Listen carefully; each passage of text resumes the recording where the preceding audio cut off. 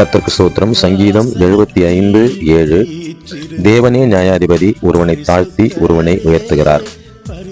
எனக்கு பிரியமானவர்களே, இந்த சங்கீதத்தை எழுதின ஆசாப் தேவனை நியாயாதிபதியாக இந்த சங்கீதத்திலே சித்தரிக்கிறார்.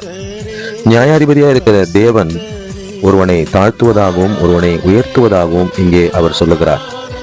தேவன் யாரை தாழ்த்துகிறார், யாரை உயர்த்துகிறார் என்று பார்ப்போமானால், இதே சங்கீதம் 75:10 துன்மார்க்கருடைய கொம்புகளை எல்லாம் வெட்டி போடுவேன், நீதிமானுடைய கொம்புகளோ உயர்த்தப்படும்.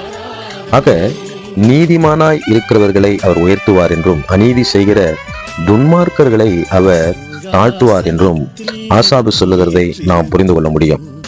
அது மட்டுமல்ல, 75:6 கிழக்கிலும் மேற்கிலும் வனாந்தர திசையிலும் இருந்து ஜெயம் வராது என்று சொல்லுகிறதை பார்க்கிறோம். அதாவது நமக்கு ஜெயம் தேவன் மூலமாக மட்டுமே வரும்.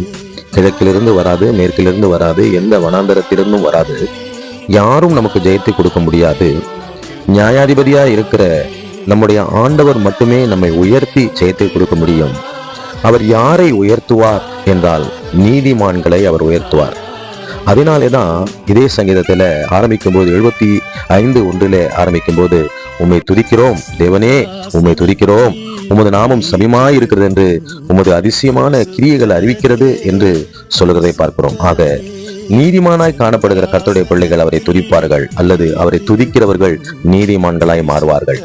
நாம் தேவனோடு கூட அதிகமாய் செலவிடும்படியாய் அவரை துதிக்கும் பொழுது நிச்சயமாகவே நம்முடைய அநீதிகளை எல்லாம் ஆண்டவர் எடுத்து போட்டு நம்மை நீதிமானாய் மாற்றி நம்மை உயர்த்துவார், நமக்கு ஜெயத்தை தருவார். அதனாலதான் 75:9 அவர் சொல்லுகிறார், நானோ என்றென்றைக்கும் இதை அறிவித்து யாக்கோபின் தேவனை கீர்த்தனம் பண்ணுவேன். அதாவது நான் அவரை ஸ்தோத்தரித்து அவரை துதித்து அவரோடு கூட ஐக்கியப்படும் பொழுது என்னிடத்தில் இருக்கிற அநீதிகள் எல்லாம் நீக்கப்பட்டு எனக்கு ஜெயம் வந்து கர்த்தரனை உயர்த்துவார். இப்படிப்பட்ட நல்ல தேவனை குறித்து நான் மற்றவர்களுக்கு அறிவிப்பேன். யாக்கோபின் தேவனை, எனக்கு ஜெயத்தை கொடுக்கிற, என்னை நீதிமானாய் மாற்றுகிற, எனக்கு ஜெயத்தை கொடுக்கிற யாக்கோபின் தேவனை நான் கீர்த்தனம் பண்ணுவேன் என்று அவர் சொல்லுவதை பார்க்கிறோம்.